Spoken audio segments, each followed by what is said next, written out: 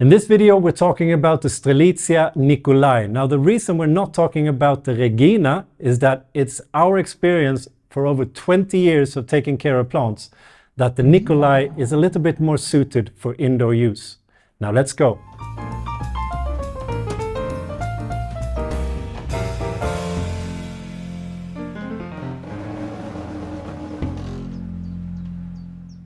Number one. Always choose the plant that has the most amount of starters or stems. Now what I mean by that is that this plant here beside me, it actually has 1, 2, 3 starters or 3 stems in the same pot. If we take a look at this one, it only has 1, 2 stems in this pot.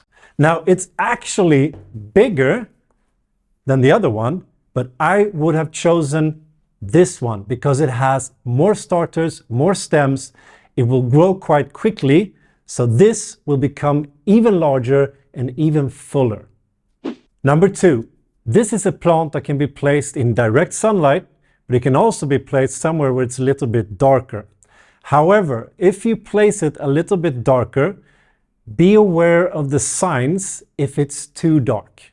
Now the signs for that can be that the new leaves that are coming out, they're actually turning brown instead of green. That can be an indication that you don't have enough light. Now on the other hand, you can place this somewhere where it gets a lot of sunlight. It actually likes that, and that is extremely rare for indoor tropical plants. If you do that, it's going to grow like crazy. Number 3, if you place this where it gets a lot of sunlight almost all day, you could get a problem. I'm saying you could because it actually likes that position, but this plant has huge leaves. So if it has sunlight hitting that indoors all day, it actually needs to push a lot of water up to these huge leaves to control the temperature from that sun. And it can get a little bit stressed. Now that stress could actually lead to spider mites. And what is spider mites? Well, some spider mites are small pests that create spider webs. So if you know that your plant is in a very bright spot a long period of the day, take a look at the leaves often to see that you don't have any small spider webs. Usually they start to form here, where the leaf actually meets the stalk here. So take a look at these gaps here, because as soon as the spider mites are there, this is where you'll see them as small spider webs here. If you get that, make sure to take care of those spider mites and then maybe move your plant to somewhere where it gets a little bit less sunlight. Number 4, this is a plant that drinks quite a lot of water. However, that doesn't mean that it needs to be wet all the time. Since it has these huge leaves, it needs a lot of water to be able to push it out to all of this foliage. So you will be watering this quite often.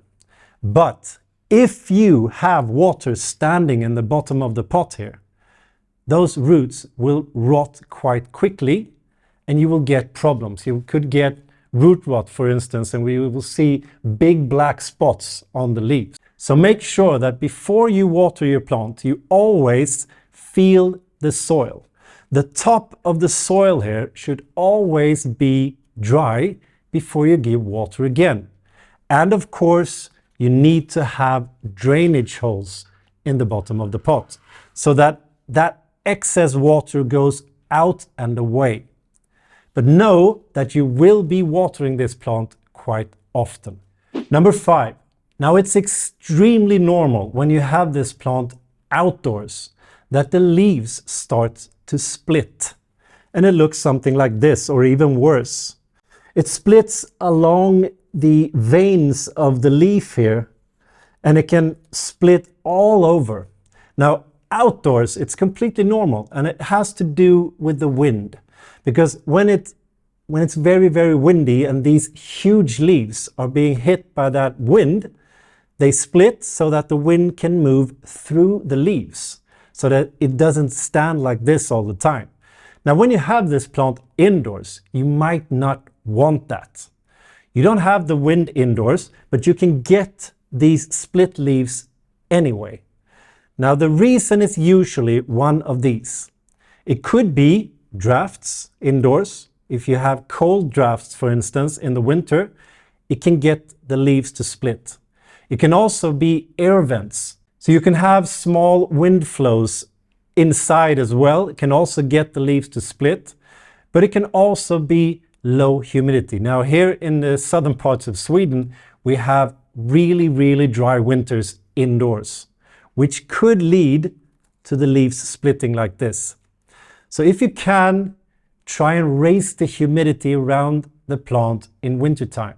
You can do that by just placing a saucer around the plant where you have water standing.